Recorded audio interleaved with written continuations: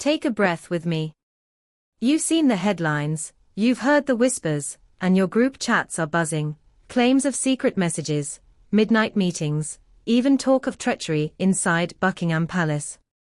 Tonight we're going to do what this channel always does for thoughtful viewers like you. We'll separate the rumor from the record, lay out what's plausible, and show you exactly what to watch for in the coming days.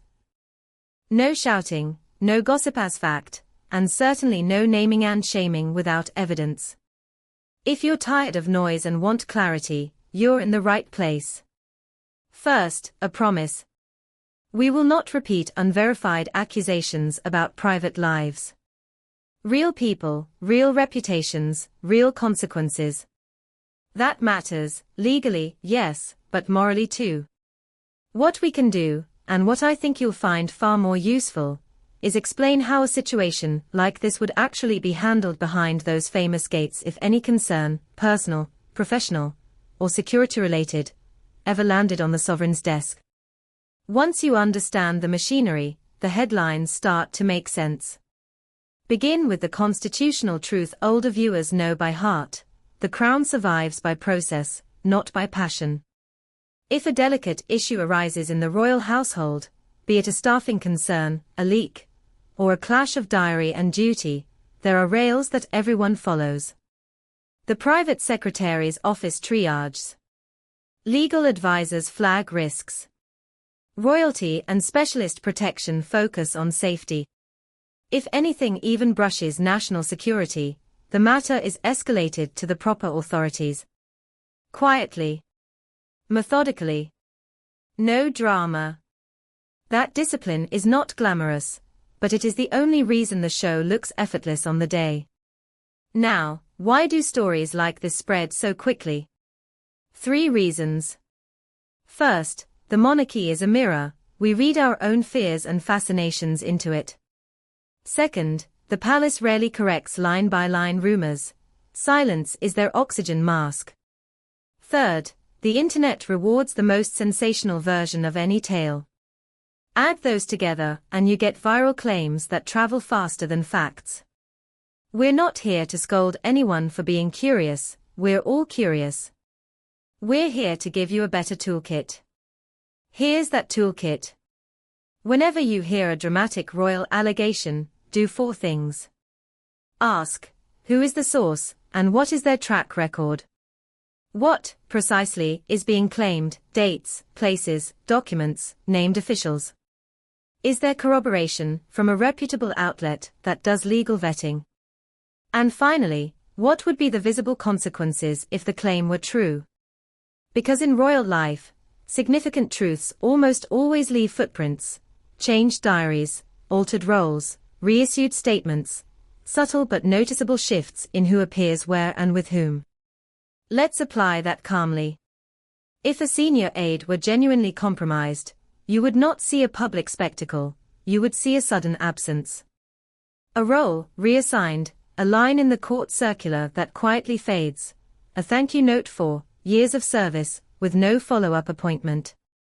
You would also see the palace tighten its language, briefer releases, fewer adjectives, less color in the briefings.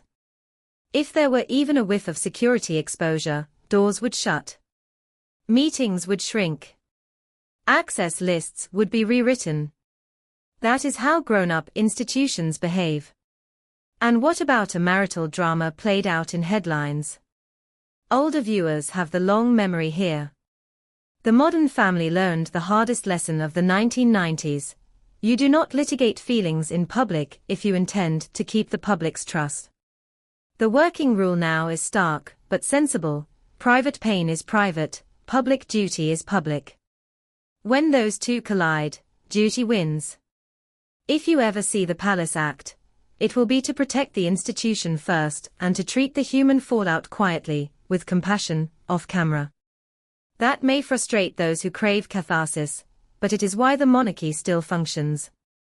There's also the practical side the tabloids never explain. The people who keep the show on the road, the muse, the dressers, the schedulers, the security planners, cannot afford melodrama. They build timetables measured in inches and seconds. If a schedule is tweaked, it's for logistics, health, diplomacy or safety, not to fuel a soap opera. That doesn't mean personal lives are perfect. It means the machine is bigger than any single story.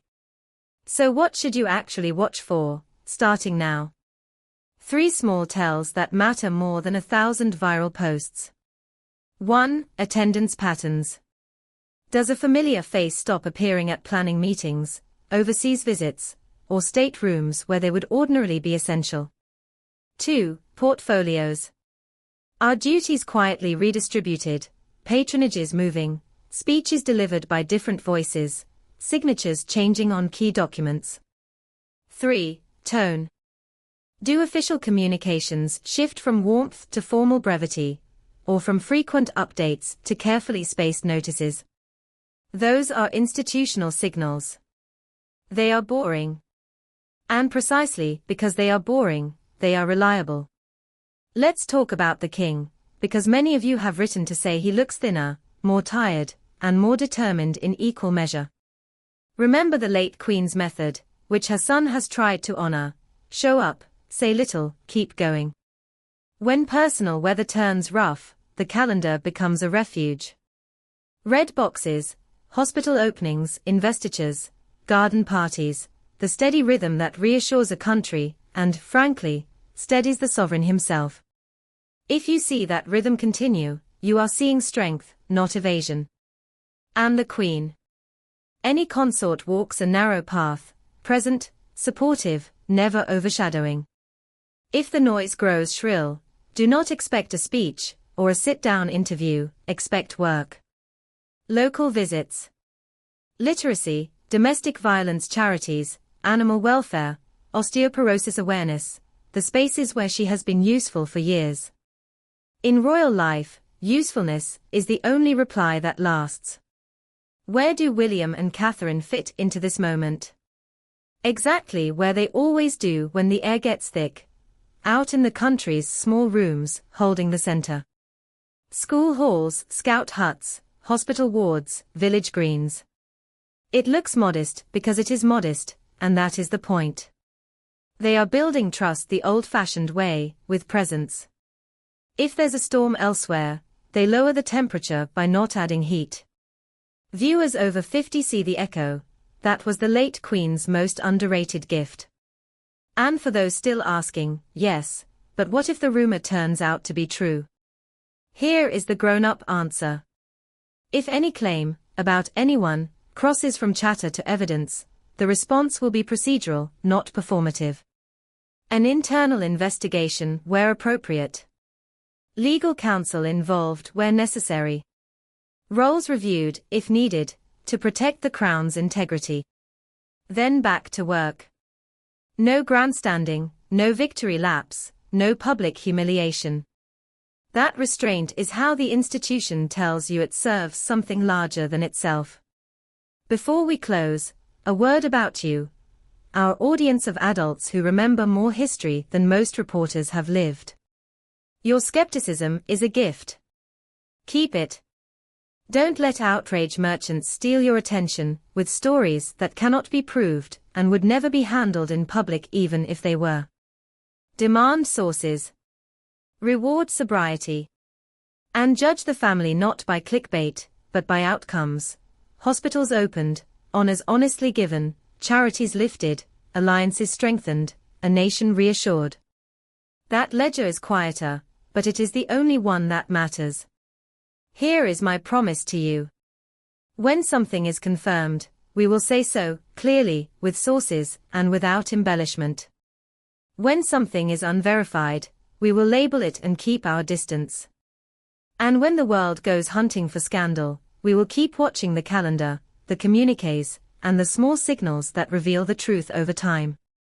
If you've appreciated a calm head in a noisy week, stay with us. We'll continue to follow the work, not the whispers, and we'll keep showing you how to read the room like an insider, by looking where the cameras don't. Until next time, be well, be kind to one another, and remember, the Crown has weathered worse than rumors, because it chooses process over performance. That choice is dull. And that's exactly why it endures.